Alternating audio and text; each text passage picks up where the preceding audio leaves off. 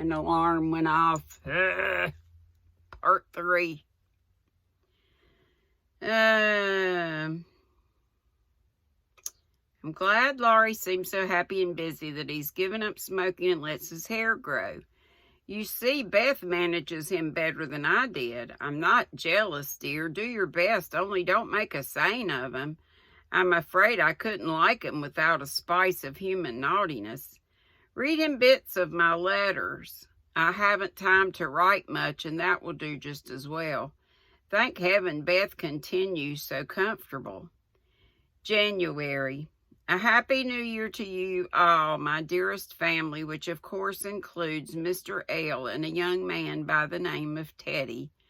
I can't tell you how much I enjoyed your Christmas bundle, for I didn't get it till night and had given up hoping. Your letter came in the morning, but you said nothing about a parcel, meaning it for a surprise. So I was disappointed, for I'd had a kind of feeling that you wouldn't forget me. I felt a little low in my mind as I sat up in my room after tea, and when the big, muddy, battered-looking bundle was brought to me, I just hugged it and pranced. It was so homey and refreshing that I sat down on the floor and read and looked and ate and laughed and cried in my usual absurd way.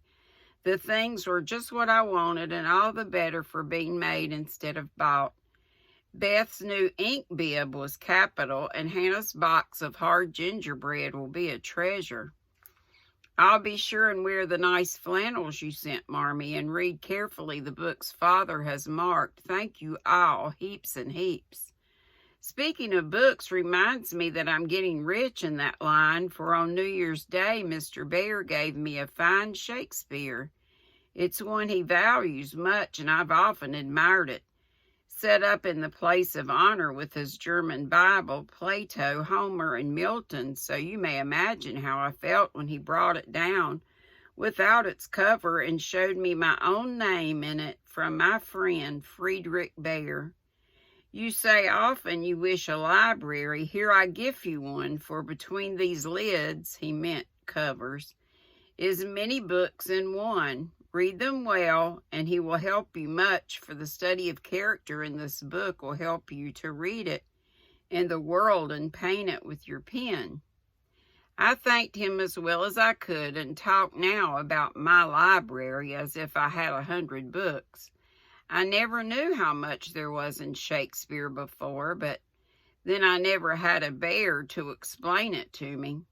Now don't laugh at his horrid name. It isn't pronounced either bear or beer, as people will say it, but something between the two, and I can't say it, so I've been saying bear, but it's spelled B-H-A-E-R.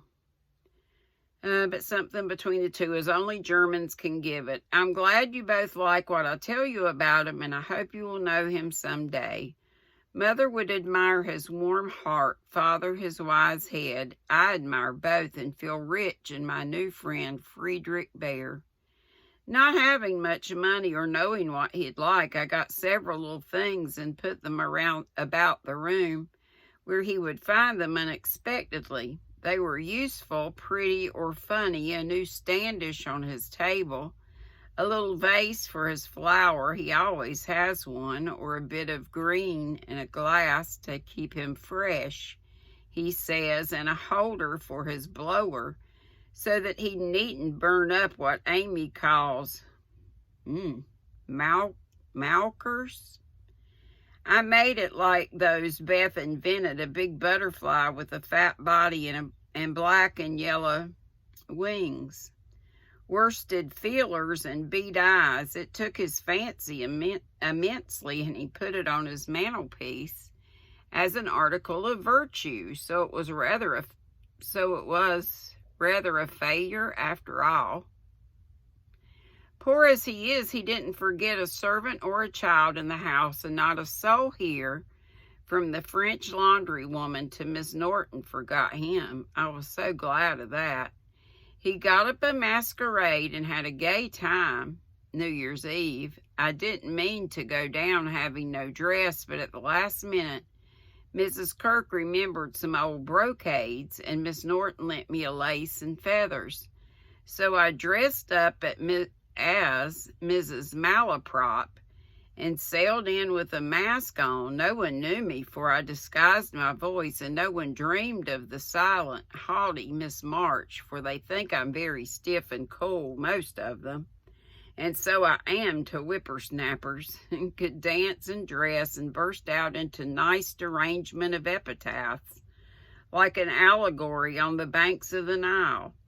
I enjoyed it very much, and when we unmasked, it was fun to see them stare at me. I heard one of the young men tell another he knew I'd been an actress. In fact, he thought he remembered seeing me at one of the minor theaters. Meg will relish that joke. Mr. Bear was Nick Bottom, and Tina was Titania, a perfect little fairy in his arms. To see them dance was quite a landscape, to use a Teddyism.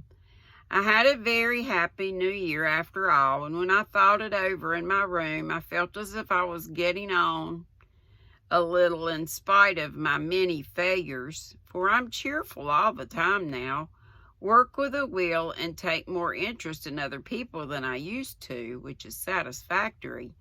Bless you all, ever your loving, Joe. Finally, the end.